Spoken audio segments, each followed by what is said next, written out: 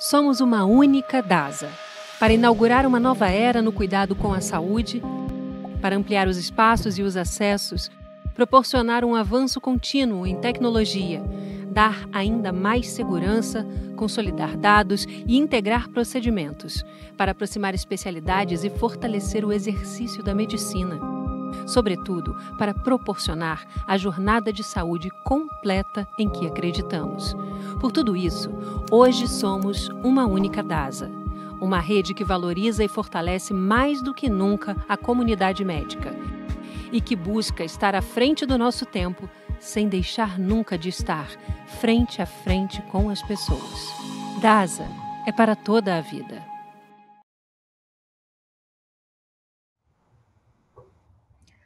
Olá, boa noite a todos. Meu nome é Michele Migliavaca, eu sou gerente da área médica da GeneOne. Gostaria de dar as boas-vindas a todos ao curso de Genética para Não Geneticista.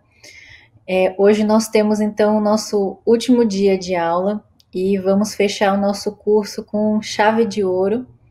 Para mim é um prazer poder apresentar para vocês o nosso próximo palestrante, Bruno Kopreski, que vai falar para vocês a aula de diagnóstico pré-implantação. O Bruno, ele tem mestrado em morfologia e genética pela Universidade Federal de São Paulo. Ele atua há mais de 8 anos dentro de laboratório de genética reprodutiva, com ampla expertise em análise genética. Participou da implementação de laboratórios nos Estados Unidos, Espanha e México, e atualmente ele é gerente de genética reprodutiva da GeneOne do grupo DASA. Bruno, uma excelente aula para vocês. Obrigado, Mi. Obrigado pelas palavras. Para mim é um prazer fazer parte desse curso tão nobre para todos e vai ser um prazer poder compartilhar um pouquinho do conhecimento da área de diagnóstico genético para implantação e tirar as dúvidas que surgem ao longo da aula. Bom, vou começar a aula, gente. Então, mais uma vez, é um prazer fazer parte desse curso e conforme as dúvidas forem surgindo, a gente vai conversando ao término da aula e aqui eu vou explicar um pouquinho de todos os testes genéticos pré-implantação que a gente tem disponível no mercado no atual momento. Então, a ideia é a gente conversar sobre esses 5 tópicos. E aí vocês estão vendo uma sopa de letrinhas que a gente vai destrinchá-las com muita calma e a gente vai conversando para poder explicar cada uma delas. Mas o primeiro ponto é o que a gente vai conversar sobre o teste genético pré-implantação para aneuploidias. E agora é o que a gente vai começar a destrinchar o que significa isso. Então, antes de mais nada, a gente precisa colocar o conceito do que é esse teste. Então, o teste diagnóstico genético pré-implantação, ele consiste em realizar exames que vão avaliar o DNA do embrião que é obtido por fertilização in vitro. Isso é super importante, gente. A gente não consegue fazer nenhum diagnóstico genético pré-implantação em embriões que não sejam por fertilização in vitro. A gente precisa da fertilização in vitro. E qual que é o objetivo macro que a gente tem neste teste? É detectar algum tipo de alteração genética antes da transferência do embrião para o útero materno após a FIV. Agora eu queria pedir a gentileza, só para a gente poder ver esse vídeo, que é a base da nossa análise. Sem esse material, a gente não consegue fazer nenhum tipo de análise. Por favor, o vídeo. Então aqui, gente, o que vocês estão vendo é uma biópsia embrionária. Aqui a gente está extraindo algumas células desse embrião, tá? De uma maneira super controlada, de uma maneira muito bem feita, para a gente não ter nenhum prejuízo nesse embrião e também conseguir analisar as células antes de acontecer essa transferência embrionária. Então, é baseado nessa biópsia embrionária que a gente tem o material genético para a gente poder fazer esse teste. Então, o PGTA, ele tem um objetivo de melhorar as taxas de implantação, diminuir a taxa de abortamento, diminuir o risco de alterações cromossômicas e reduzir as gestações múltiplas. Por que isso? Porque o PGTA ele vai olhar os cromossomos das células humanas.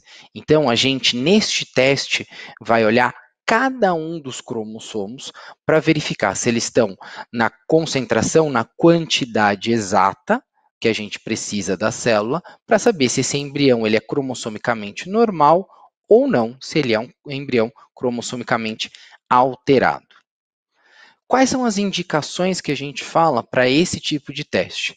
Então, a gente indica para pacientes que têm idade materna avançada, que a gente chama a partir de 38 anos, pacientes que apresentam 2 ou mais falhas de implantação, pacientes que apresentam 2 ou mais abortamentos e também para aqueles pacientes que têm um fator masculino associado, seja por baixa motilidade, baixa concentração espermática e etc.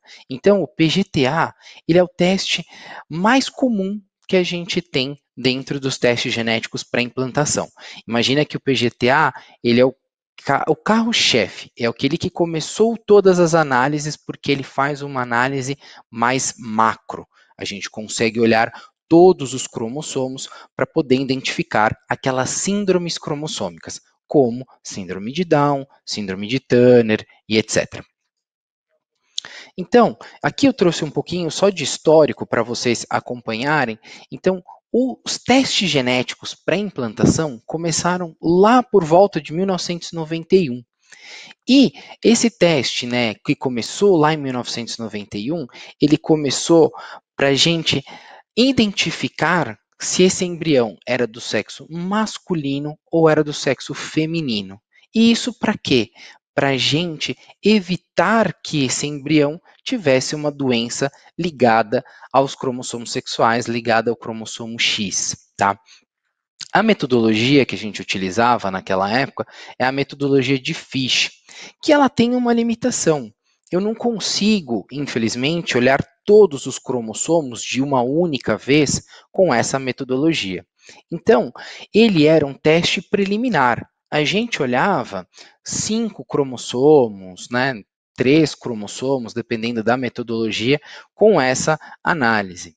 Então, ele não era um teste que ainda mostrava todo o seu benefício. Foi a partir de 2005, quando a gente começou com essa metodologia que a gente chama de o array, né, que é a comparação genômica por hibridização, a gente conseguiu olhar todos os cromossomos de uma única vez com uma única amostra. Então, nesse momento é que a gente começou a ver a capacidade do teste para poder realmente predizer que aquele embrião tinha ou não tinha uma alteração cromossômica. E ao longo do tempo, a gente teve melhoras nessa metodologia até a gente chegar, por volta de 2014, a utilizar o sequenciamento de nova geração para a análise genética pré-implantação. Tá?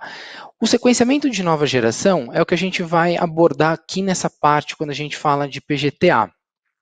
É com ele que a gente conseguiu ter a melhor tecnologia e a melhor capacidade para poder realmente identificar a condição cromossômica de cada um desses embriões. Só que para isso, antes de chegar ao sequenciamento, a gente precisa fazer um processo dentro do laboratório que a gente chama de amplificação do genoma inteiro. Por que isso? Lembrem daquele vídeo que a gente conversou, que a gente recebe uma biópsia de algumas células? Eu preciso multiplicar esse meu material genético para eu ter quantidade suficiente para colocar no meu sequenciador e aí, por si só, conseguir realmente identificar toda a condição cromossômica deste embrião. Agora eu queria deixar esse vídeo para vocês, para a gente ver um pouquinho como que funciona essa amplificação do genoma completo. Por favor, pode passar o vídeo.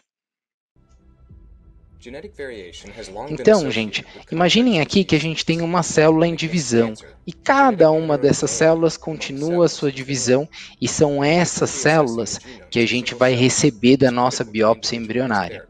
Em cada uma dessas células, a gente vai ter uma molécula de DNA. Então, com uma única molécula de DNA, infelizmente é impossível que a gente consiga sequenciar todo o material genético. A gente precisa utilizar de uma metodologia laboratorial que multiplica, que amplifica essa quantidade de material genético. Para isso, a gente precisa utilizar essa metodologia que a gente está vendo no vídeo, que a gente coloca uma sequência inicializadora, que é o que a gente chama de primer, algumas enzimas, como a enzima DNA polimerase, para multiplicar esse meu fragmento, e reparem que esse fragmento que foi multiplicado, ele vai ser multiplicado diversas e diversas vezes, sempre acompanhado do seu primer que inicia essa sequência. Ele sempre vai se anelar, que a gente chama, se juntar em uma região desse genoma.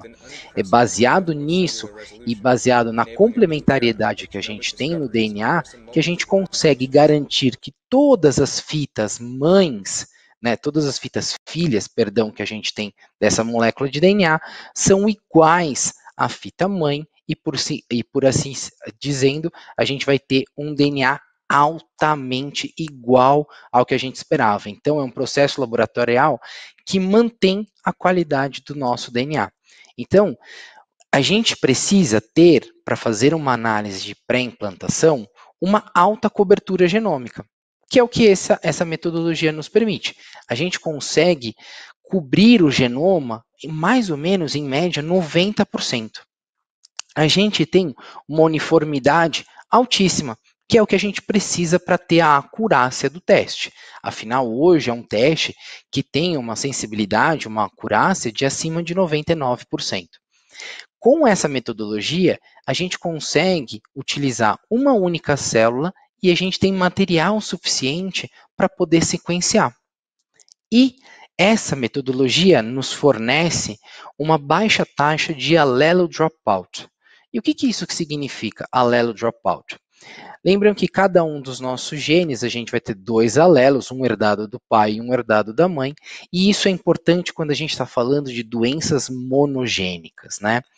Se eu tenho uma perda de uma informação de um dos alelos, isso impacta na minha análise pré-implantação, porque eu não sei se eu realmente não tenho aquela informação ou se foi um alelo deletado por algum motivo.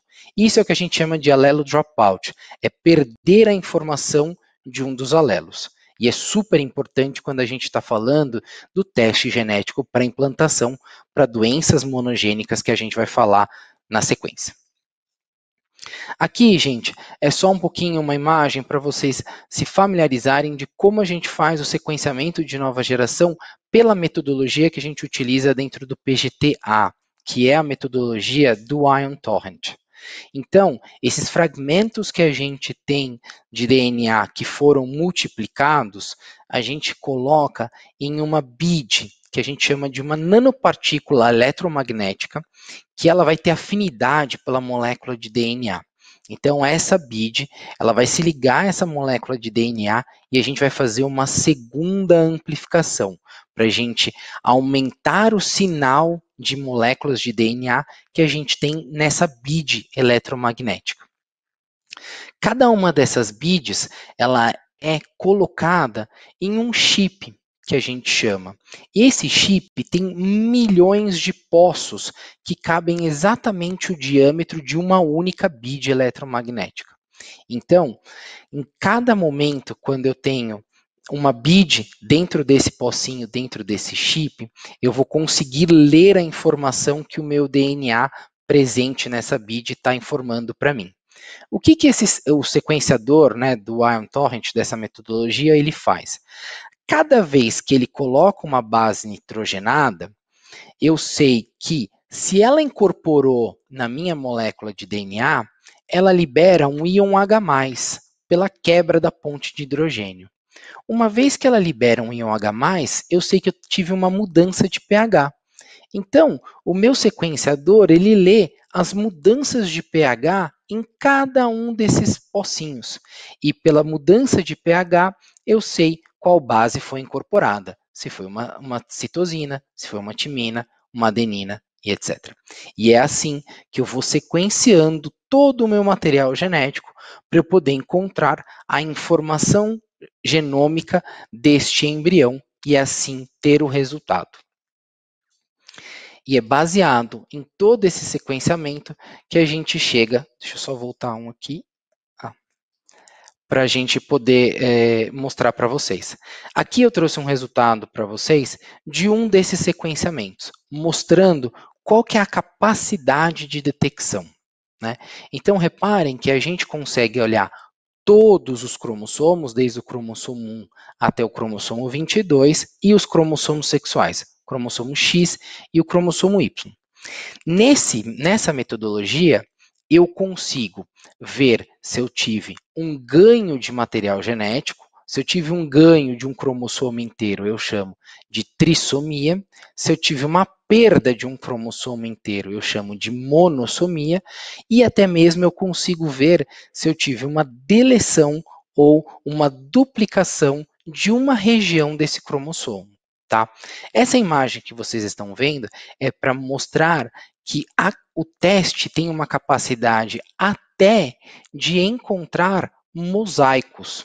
E o que é um mosaico? É quando a gente tem um grupo celular com duas dotações cromossômicas distintas. Ou seja, a gente tem células que apresentam a dotação cromossômica normal, ou seja, 46XX ou XY, e células que apresentam uma dotação cromossômica alterada. Como nesse exemplo da imagem, a gente tem uma monossomia do cromossomo 3, ou seja, a gente tem algumas células com cromossomo 3 faltando e células normais.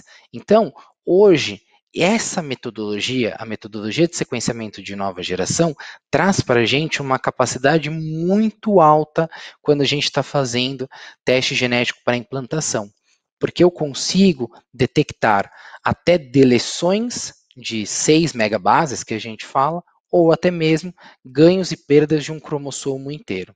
E isso impacta muito no sucesso evolutivo de uma FIV, porque a gente vai poder selecionar o embrião que ele é cromossomicamente normal. Ou seja, a gente vai aumentar a chance dessa paciente ter uma gestação saudável, ter um bebê nascido, um bebê saudável em casa, porque ela não vai implantar aquele embrião que, por consequência, tinha uma alteração cromossômica.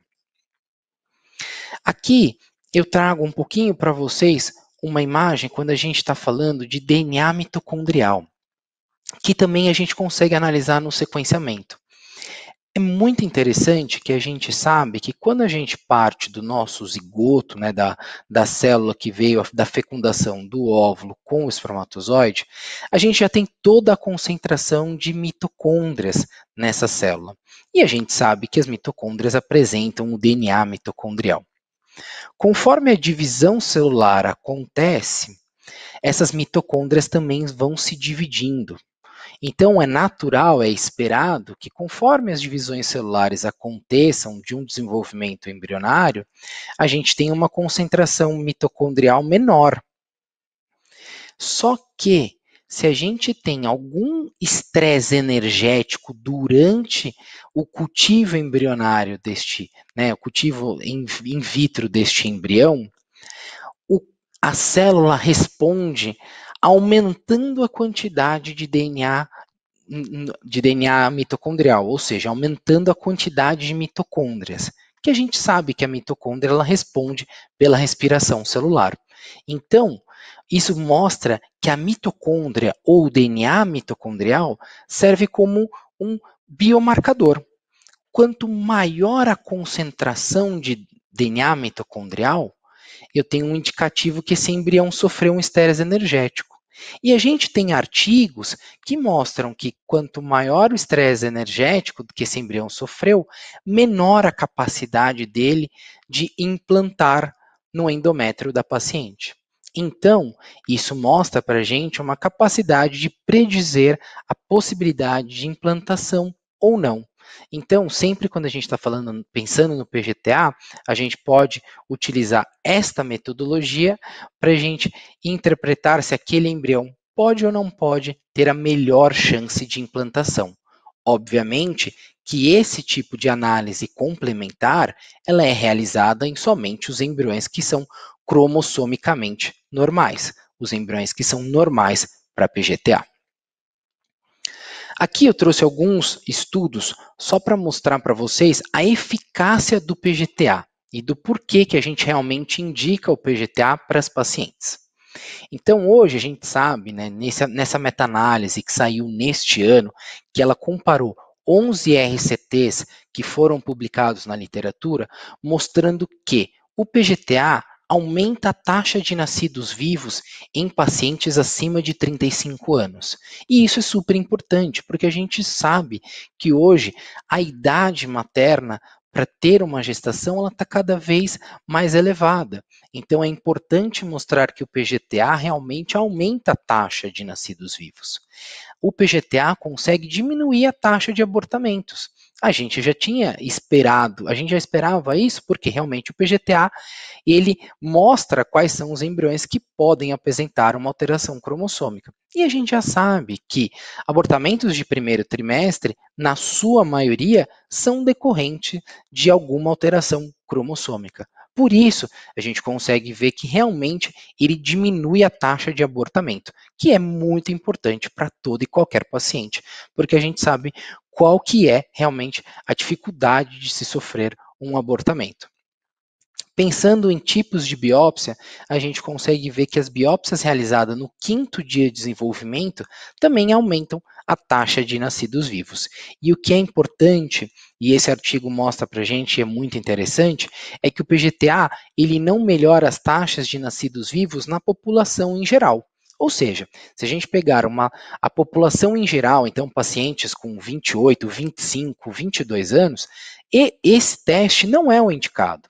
Realmente ele vai melhorar as taxas para pacientes acima de 35 anos, que a gente sabe que, infelizmente, tem uma tendência natural maior de ter alterações cromossômicas. Nesse segundo RCT, que não estava contemplado dentre aqueles 11, é mostrando realmente para a gente que também o PGTA ele ajuda muito quando a gente está falando de abortos de repetição. Se vocês olharem na tabela, a gente consegue ver que a gente teve uma diminuição significativa, tanto em abortamentos espontâneos, quanto em gravidez ectópica e até mesmo em gravidez bioquímicas. E a gente consegue ver que a gente teve uma taxa maior de nascidos vivos, mostrando que realmente o PGTA ele é um teste indicativo para pacientes que têm abortamentos de repetição ou pacientes que têm uma idade materna avançada. Ele é um teste que deve ser feito em associação à FIV para melhorar as taxas de sucesso evolutivo.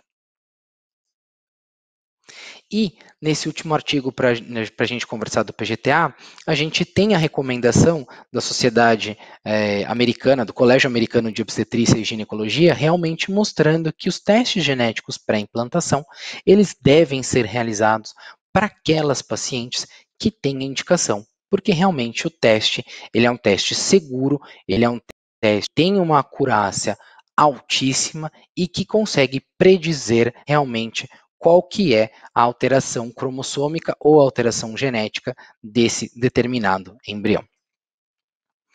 Agora, a gente vai conversar um pouquinho sobre o não invasivo, tá? Então, aqui a gente estava falando do PGTA, que é o teste genético para implantação para aneuploidias, e agora a gente vai conversar da parte não invasiva, porque imaginem, a gente estava conversando de realizar uma biópsia embrionária, como a gente falou. Só que hoje a gente tem uma metodologia que está em estudo e que a gente consegue ver uma capacidade muito boa para ela, que é a possibilidade de você usar o meio de cultivo no qual esse embrião foi cultivado para saber qual que é a dotação cromossômica desse embrião.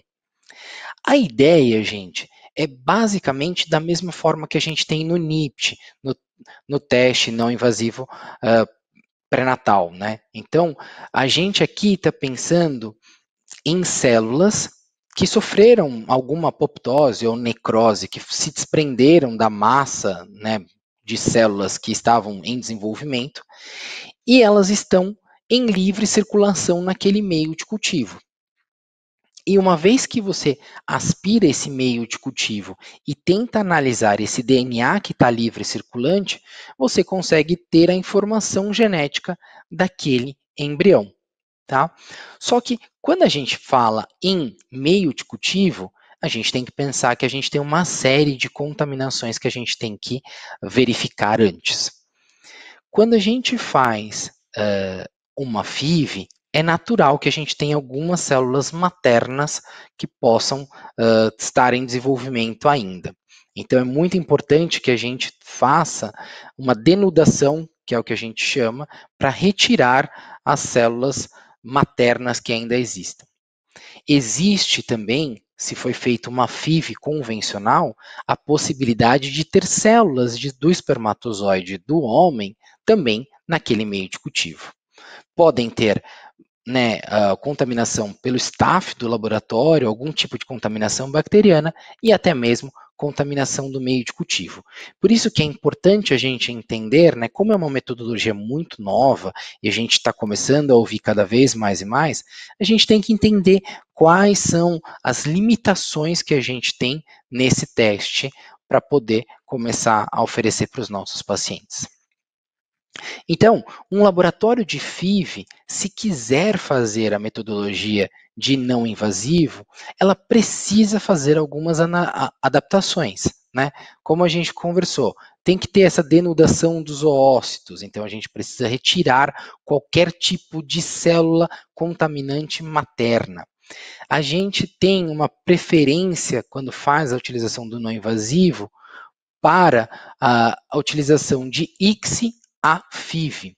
Então, a FIV convencional nada mais é do que você tem, né, o óvulo, né, o óvulo da paciente, e você coloca alguns espermatozoides, né, muitos espermatozoides, e aquele que fecundar é o que vai acontecer o zigoto. A ICSI não, ela é uma injeção que você coloca um espermatozoide já direto no óvulo da paciente. Então, com a ICSI, a gente perde essa possibilidade de ter contaminação celular por alguns espermatozoides. Obrigatoriamente, a gente tem que ter uma mudança no meio de cultivo, porque, como a gente pensa, o meio de cultivo ele é o mais importante, é porque ele vai ser o substrato de toda e qualquer análise. Se ele não for um meio que está apto, que não tenha contaminação, o meu resultado não vai ser fidedigno. Geralmente, prefere-se uma cultura de células até o dia 6 do desenvolvimento. Isso porque, quanto mais tempo em cultivo esse embrião fica, mais células eu tenho que foram desprendidas, né, que podem ter sofrido algum tipo de morte celular, e aí a gente vai ter mais material genético para poder estudar. E é obrigado que esses embriões sejam cultivados isoladamente. Porque se eu tiver um cultivo em grupos de embriões de uma mesma paciente, que isso acontece no laboratório, eu não vou ter uma informação fidedigna, né? Como eu vou ter um cultivo junto, vão ser várias células de diversos embriões sendo, né, liberadas no meio, então minha informação não vai ser fidedigna para poder informar um resultado. Aqui eu trouxe para vocês, nesse artigo, que é super importante, que a gente vê que desde 2016 a gente tem estudos para tentar revolucionar a tecnologia de PGTA, ou seja, sair da biópsia e utilizar o não invasivo para a gente poder informar qual é o resultado desse embrião. Então, são vários artigos que mostram que a gente ainda tem espaço para melhorias. Eles ainda, em todos esses artigos, a gente não consegue chegar a uma concordância de 100% da biópsia embrionária. Isso por quê? Porque a gente pode ter uma série de intercorrências na análise. E uma delas é o que a gente fala que existe uma autocorreção embrionária. A gente já, né, recentemente foi demonstrado que os embriões humanos eles têm uma capacidade de eliminar algumas células, que a gente chama de blastômeros, anormais, como fragmentos celulares. Então, imaginem que a gente aqui tem um embrião que está sofrendo um desenvolvimento, só que infelizmente ele tem uma alteração cromossômica. Hoje a gente demonstrou, estudos demonstraram que realmente existe uma possibilidade de você eliminar essa célula. E se ela é eliminada, ela está no nosso meio de cultivo. Né? E se eu analiso somente o meio de cultivo, não necessariamente vou estar representando com a verdade daquele embrião, porque eu posso estar analisando somente essas células que foram expelidas pela autocorreção. Nesse estudo, é muito interessante que ele mostrou que de todos os embriões estudados, 64% apresentaram algum tipo de eliminação celular. Isso mostra que a gente tem capacidade de analisar amostras de material genético a partir do meio de cultivo. Só que dentre esses 64% de embriões, 63,6% tinha algum tipo de alteração cromossômica. Até aí tudo bem, existe uma porcentagem alta de alterações cromossômicas. Só que destes embriões, 55% dos embriões euploides expeliram células aneuploides, ou seja, fizeram essa autocorreção embrionária. Só que, se a gente for pensar no não invasivo, aqui eu teria uma informação errada no meu laudo. Por quê? O meu meio de cultivo me diz que a célula é aneuploide, só que o embrião ele é euploide. Por isso que esse estudo ainda, né, essa metodologia, ela precisa de mais e mais estudos para realmente a gente entender a capacidade da gente interpretar um embrião com essa análise. Agora eu vou conversar um pouquinho com vocês sobre o PGT-SR, que é o teste genético pré-implantação para rearranjos estruturais. A gente tem alguns rearranjos estruturais que a gente chama dentro da genética. Então, a gente tem a deleção, as duplicações, as inversões, as translocações, as formações em anel, isocromossomos e cromossomo marcador. Quais são as mais importantes e as que a gente realmente analisa muito quando a gente está falando de PGT-SR? A gente tem a inversão paracêntrica e a inversão pericêntrica. Aqui, infelizmente, a gente não consegue ver o GIF, mas é só para vocês entenderem, né? Então, a inversão paracêntrica, ela não envolve o centrômero. O centrômero é essa região que divide o braço curto do cromossomo com o braço longo. Então, quando eu tenho uma inversão, eu tenho uma mudança na orientação dessa região, por exemplo, no cromossomo curto. Se eu tenho uma inversão pericêntrica, eu tenho o envolvimento do centrômero. Ou seja, uma região que devia estar no braço longo vai parar no braço curto e vice-versa. Essas inversões, se elas não têm nenhuma perda ou ganho de material genético, elas podem, né, o que a gente chama, elas estão balanceadas. Quando a gente tem uma inversão dessa maneira, existe uma chance, pelo efeito intercromossômico, quando a gente tem as divisões celulares acontecendo, que por um erro, os fusos celulares não conseguem interpretar que esse cromossomo está normal. E aí, por consequência, a gente pode ter uma separação errada, uma divisão celular errada. Então, pode favorecer você ter embriões com uma alteração cromossômica. Da mesma forma, quando a gente tem translocações. A gente tem dois tipos de translocações: translocações recíprocas e translocações robertsonianas. Aqui é um exemplo de uma translocação recíproca. As translocações recíprocas acontecem entre todos os cromossomos. Podem acontecer entre o cromossomo 1, o cromossomo X, o cromossomo 3, o cromossomo 12. E aqui a gente consegue ver que a gente tem uma região do cromossomo 20 foi parar no cromossomo 1 e uma região do cromossomo 1 foi parar no cromossomo 20. Ela, nessa condição, ela é considerada equilibrada porque ela não teve nenhuma perda nem ganho de material genético. Tá? Essas translocações, elas são muito complicadas, elas estão associadas com a infertilidade, porque a gente, na maioria das vezes, não tem nenhum fenótipo desse paciente. Então, esse é um paciente que vai sofrer diversas perdas gestacionais, ou até mesmo pode sofrer de infertilidade, porque ele não sabe que ele tem essa translocação. Por quê? Quando a gente conversou a gente estava falando da inversão, acontece da mesma forma para a translocação. Os fusos começam a entender de uma forma errônea que esse cromossomo não está da maneira correta. Então você pode ter um erro de divisão celular, e aí favorecendo a alterações cromossômicas nestes embriões. Aqui, da mesma forma, a gente tem as translocações robertsonianas, que só acontecem entre os cromossomos acrocêntricos, né? Então, 13, 14, 15, 21 e 22.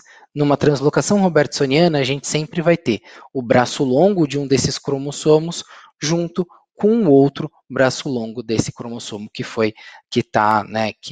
está envolvido nessa translocação. E eu falei tudo isso para a gente poder conversar sobre o PGT-SR, porque o PGT-SR, ele nada mais é do que um PGTA que ele foi desenvolvido para ter uma capacidade técnica maior para poder detectar essas translocações. Geralmente, as translocações podem envolver pontos de quebras muito pequenos.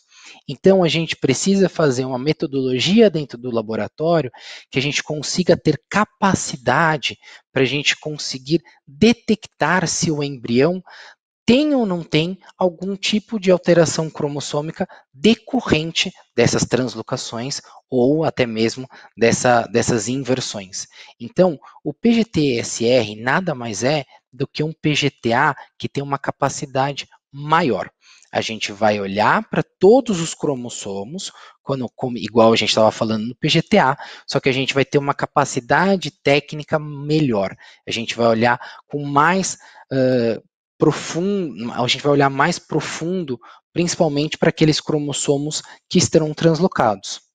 Esse é um tipo de teste que não tem necessidade de ser feito em todo e qualquer paciente, porque ele é indicativo realmente para aquelas famílias que têm uma translocação ou que têm uma inversão, porque vão ter uma chance maior de ter uma alteração cromossômica. Caso não seja portador, né, de uma translocação balanceada, não existe a necessidade de se realizar esse teste, e sim pode se seguir normalmente com o PGTA. Agora, a gente vai conversar um pouquinho sobre o PGT-M, que é o teste genético pré-implantação para doenças monogênicas. Então, imaginem que a gente estava falando até agora, a gente só falou de cromossomo, que é essa estrutura que é composta de DNA que vai carregar os genes de um ser vivo.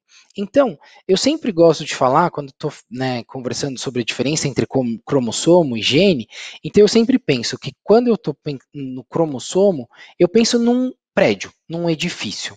E quando eu penso no gene, eu penso num apartamento específico, porque realmente o gene é um segmento dessa molécula de DNA que faz parte do cromossomo e que é o responsável pelas características herdadas geneticamente.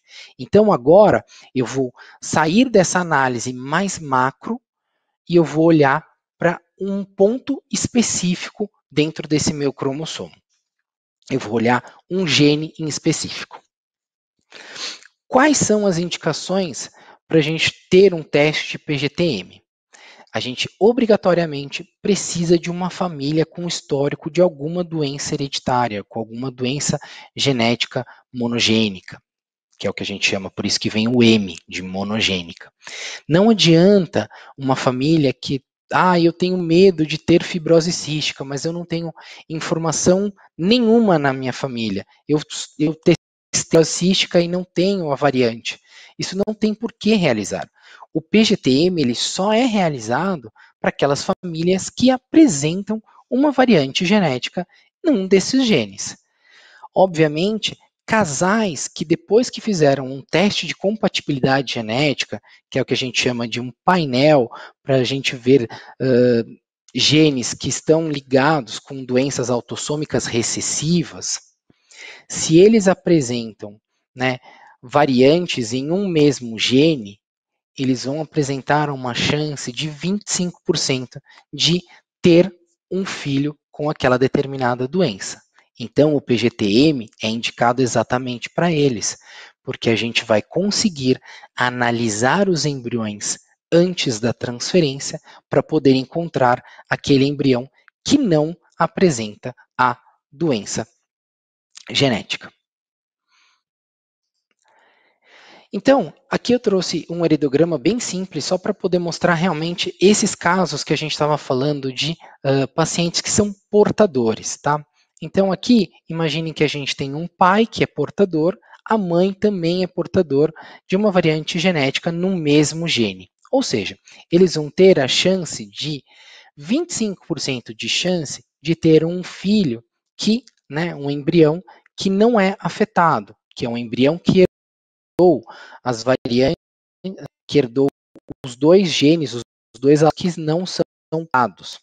A gente vai ter 50% desses embriões serem portadores, igual à mãe ou igual ao pai, porque herdou essa variante genética de um dos progenitores. E 25% de chance de, infelizmente, esse embrião apresentar a doença monogênica autossômica recessiva. Por quê? Porque ele, infelizmente, herdou a variante genética da mãe e a variante genética do pai. Então, ele vai ter, infelizmente, a doença. E o PGT-M, ele é um teste de alta significância clínica porque a gente consegue realmente predizer e informar qual que é o embrião que não tem aquela determinada doença. Para aí sim a gente fazer a transferência desse embrião que não é acometido pela doença. Então, aqui eu trouxe uma ideia de como a gente padroniza um teste de PGT-M dentro do laboratório. Obrigatoriamente, eu preciso ter uma revisão do laudo genético da doença monogênica e a construção do histórico familiar. Lembrem que a gente não consegue fazer doença monogênica, né, teste de doenças monogênicas para aqueles casais que não têm informação genética. Eu preciso ter informação genética bem descrita para poder fazer essa análise. Baseado na informação genética, é o que eu seleciono quais amostras de material genético da família eu vou precisar para construir um protocolo de detecção que é exclusivo da família. Né? Se for uma doença autossômica recessiva, na qual infelizmente já existe um filho afetado, na maioria das vezes a gente pede amostras desse filho afetado e amostras do pai e da mãe. Uma vez que o laboratório desenvolve o protocolo, a gente segue com a FIV, né, normal, acontece a biópsia embrionária, então reparem que sempre a biópsia embrionária, ela é a chave de toda a análise, a gente precisa dessa célula para poder fazer a análise, e aí sim a gente segue com a análise do PGT-M, a gente segue para poder encontrar qual que é o embrião não afetado, qual que é o embrião afetado, para aí sim fazer a transferência embrionária. Então, aqui eu trouxe um exemplo, só para vocês entenderem um pouquinho, a gente trabalha com o PGT-M. Então, imagina que, infelizmente, esse casal portador, que já teve um histórico de um filho afetado e passou pelo PGT-M, tá? Quando a gente analisa o PGT-M, a gente não analisa somente o gene que está associado com essa doença, seja fibrose cística, seja X frágil, etc. A gente também regiões próximas ao gene, para que a gente garanta a maior informação genética para esse embrião e realmente a gente saiba se o embrião herdou ou não herdou a doença genética nesse caso. Então, aqui só para vocês entenderem na imagem, que a gente tem o probando, que infelizmente ele é um filho afetado, né, que ele herdou o alelo da mãe e o alelo do pai, e a gente tem alguns embriões ao lado que foram feitas análises. Então, no E4, a gente vê que é um embrião, que ele é um embrião saudável, porque ele herdou o alelo não mutado do pai e o alelo não mutado da mãe. O E2 e o E16, eles são embriões que são pois eles herdaram, né, o alelo afetado da mãe, mas herdaram o alelo saudável do pai. Isso significa que esses embriões podem sim ser transferidos, porque eles são portadores, tá? O que precisa ser feito é realmente um aconselhamento genético para estes indivíduos quando chegarem na idade reprodutiva, que eles são portadores de uma doença autossômica recessiva monogênica, tá? Infelizmente, os outros embriões apresentam a doença genética porque eles herdaram, infelizmente, o alelo mutado da mãe com o alelo mutado do pai. E agora, gente, a gente chegou no último tópico da aula, que é o teste mais novo que existe dentro dos testes genéticos para implantação, que é o teste genético para implantação para doenças poligênicas. Então, hoje, quando a gente associa a infertilidade e as doenças poligênicas, a gente sabe que, de acordo com o NIH, os indivíduos inférteis eles são menos saudáveis, de uma maneira geral, do que os indivíduos férteis. Por quê? Eles apresentam um risco aumentado de ter uma doença cardiovascular, câncer ou algum tipo de diabetes. E a gente sabe que quanto maior a prevalência de uma doença, a gente tem um melhor desempenho, uma maior utilidade dos testes clínicos. Ou seja, quanto maior o N de pessoas infelizmente afetadas, realmente a gente tem uma maior condição de ter testes clínicos com maior desempenho. Hoje a gente, infelizmente, associa as doenças poligênicas ou doenças multifatoriais a, infelizmente, uma das maiores causas de morte na população. Então, né, de acordo com esse gráfico da Organização Mundial de Saúde, a gente sabe que realmente a contribuição para a morte, para ataque cardíaco, alguns tipos de demências, câncer, são realmente muito impactantes na morte da população. Então, são doenças que afetam muito a nossa população de uma maneira em geral. Então, esse teste genético pré-implantação, ele veio para analisar algumas das doenças que são influenciadas por variantes genéticas em mais de um gene. Ou seja, ele vai analisar algumas doenças que têm um componente genético que é multigênico e também multifatorial, para a gente poder predizer se aquele embrião tem um risco maior ou menor de desenvolver aquela doença. E eu gosto de frisar bastante que a gente aqui está falando de risco. Diferentemente do PGTM, que eu consigo afirmar que você vai ter a doença ou não vai ter a doença, quando eu falo de doenças poligênicas, como eu estou falando na interação de diversos genes com a interação da parte ambiental, aqui eu estou falando na probabilidade de desenvolver uma doença. Eu nunca consigo falar para uma doença poligênica que você 100% das vezes você vai ter a doença ou não. E isso é super importante para o teste. O teste mostra qual é o risco de desenvolver aquela determinada doença. Alguns pesquisadores realmente relatam que a tecnologia ela é inovadora, porque realmente ela é inovadora. A gente deixa, né, de pensar no cromossomo ou pensar em um gene único, mas sim pensar na interação gênica que a gente tem, né, do genoma como um todo, para poder predizer se aquele embrião tem um risco maior ou menor de desenvolver uma determinada doença. Então, com os estudos que foram feitos para essa determinada análise, a gente consegue ver que a gente teve uma redução de risco relativo significante para diversas doenças poligênicas. E aqui eu cito, por exemplo, ataque cardíaco, a gente consegue uma redução de risco relativo de 47%. Então, você consegue, dentre os embriões analisados, escolher aquele embrião que tem o menor risco para, por exemplo, desenvolver ataque cardíaco. E aqui, mais uma vez, eu friso, é a escolha do menor risco. Não quer dizer que esse embrião não vai ter um ataque cardíaco, mas sim ter o menor risco dentre os embriões que foram fecundados.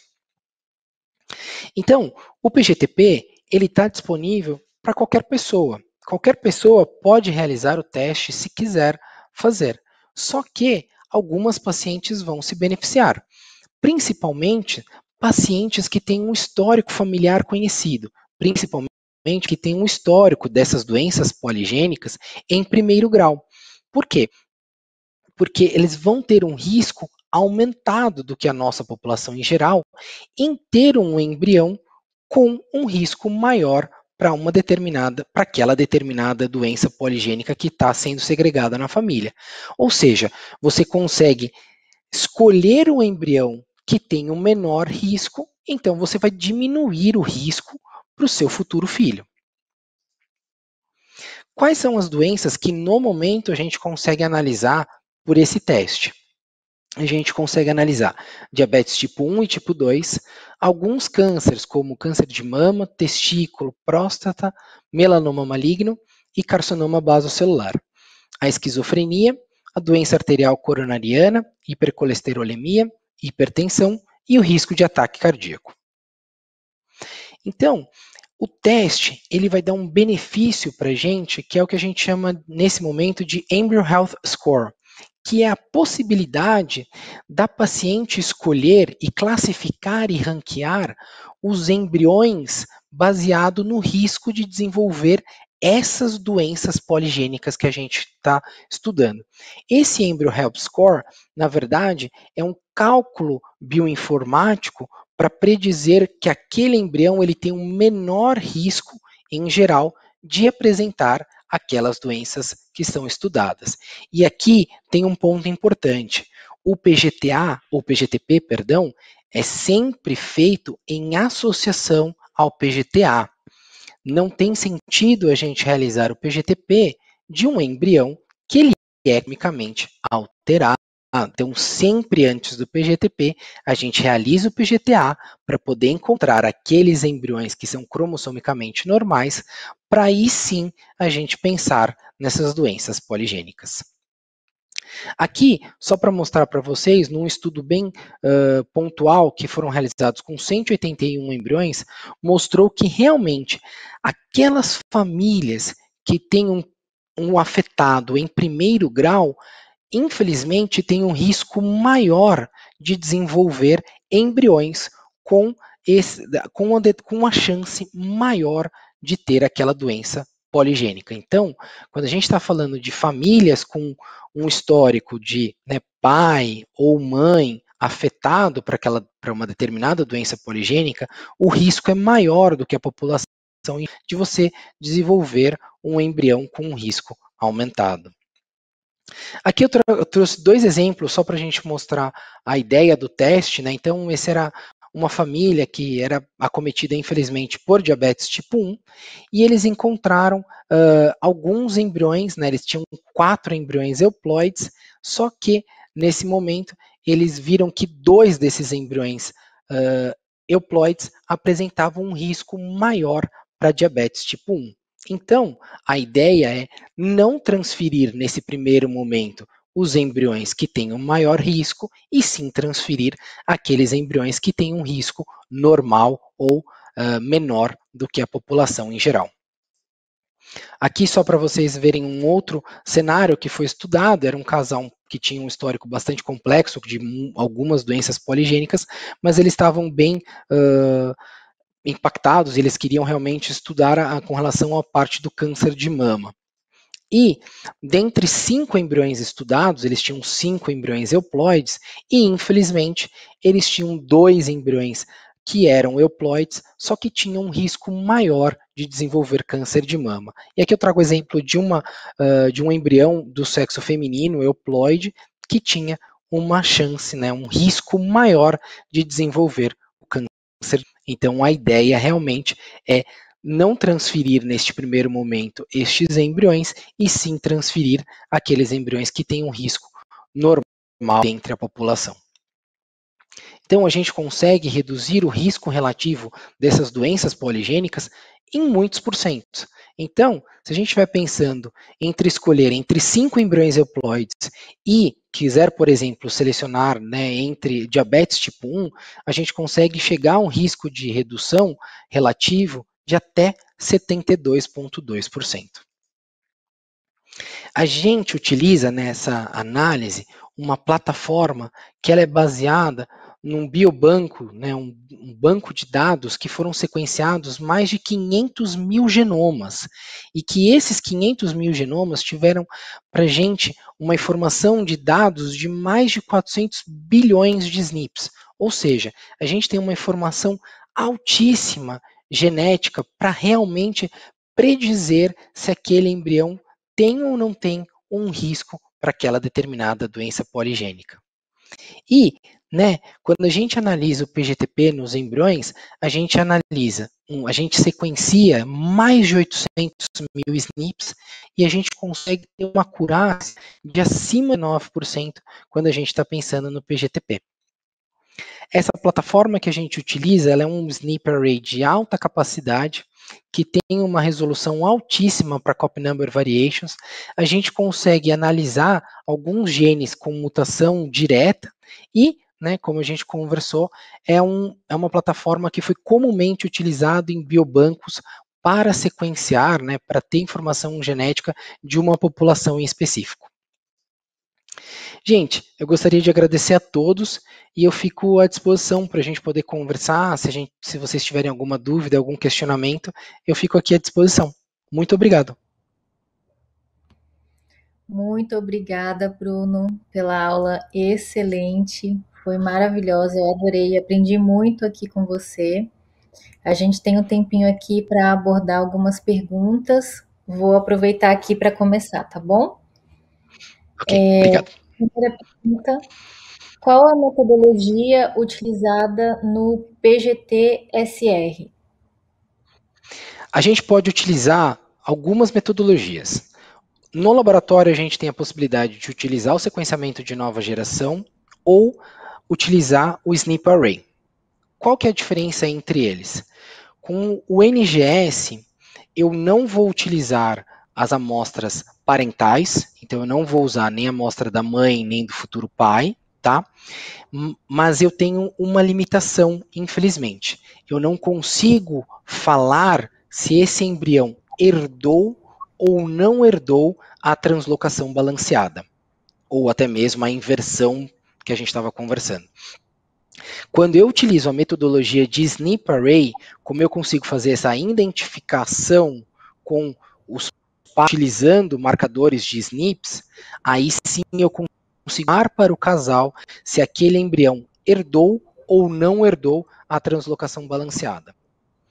A gente acaba indicando o SNP Array como, infelizmente, ainda ele é um pouco mais caro do que o NGS, para aqueles casais que realmente apresentam uma translocação balanceada que ela é de um ponto de quebra pequeno, que aí a limitação técnica do NGS não pode pegar da melhor maneira.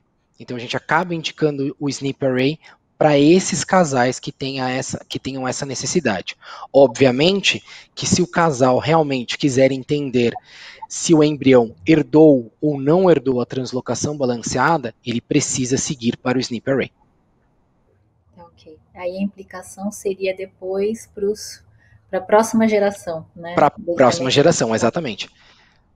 Hoje o que a gente acaba indicando, sempre quando um casal faz um PGT-SR por NGS, é pós-nascimento, realmente utilizar, né, fazer a análise do cariótipo desse nascido vivo para poder detectar se realmente herdou ou se não herdou a translocação balanceada. Perfeito, Bruno. A próxima pergunta é por que ao invés de realizar o PGT-M não se faz já o exoma? São várias questões, né, quando a gente pensa no exoma. Eu acho que o primeiro momento é a gente ainda não tem uma metodologia segura de analisar o exoma com as poucas células que a gente tem de uma biópsia, porque a gente tem o viés da whole genome amplification que a gente faz. Então, obviamente que se a gente analisar uma célula embrionária que foi feito um whole genome amplification, a gente vai ter uma série de regiões no exoma que vai ter uma informação que não é verdadeira. Porque pensa que o whole genome amplification, ele é um processo laboratorial que está tentando mimetizar o que a gente faz de um celular para poder aumentar a quantidade de DNA, mas ele não é perfeito. Eu não vou conseguir ter realmente todo o meu genoma amplificado. Como a gente falou, né, quando a gente utiliza o whole genome amplification dentro do laboratório, a gente tem uma cobertura genômica de 90%. Então, infelizmente, essa análise do exoma ele vai ser altamente ruidosa. E também existe um ponto que eu acho que a gente não deve analisar um exoma para qualquer casal ou para qualquer indicação. Hoje a gente tem um resultado muito mais preciso quando a gente faz o PGTM, sabendo que esse casal tem, infelizmente, X frágil, porque a gente vai analisar o que é necessário, o que realmente vai impactar na vida daquele casal. Tem que partir de uma pergunta, né? Clínica, né? Exatamente. A pergunta clínica é o mais. A outra pergunta: o PGTM pode ser feito em famílias que têm um filho afetado por uma variante de novo, ou seja, que não veio dos pais? Infelizmente, não. Quando é uma variante de novo, a gente não consegue fazer o PGTM, porque o PGTM ele se baseia em você herdar a variante genética dos seus pais. Se você não herda a variante genética dos seus pais, infelizmente não tem a necessidade de se realizar um PGTM. Bruno, acho que a gente já chegou aqui na conclusão da nossa hora. Queria agradecer imensamente pela sua aula, foi fantástica. E a gente vai fazer agora um intervalo e depois a gente já retorna com a aula do Dr. Ciro. Muito obrigada, Bruno, e muito obrigada a todos também pela participação. Obrigado. Boa noite.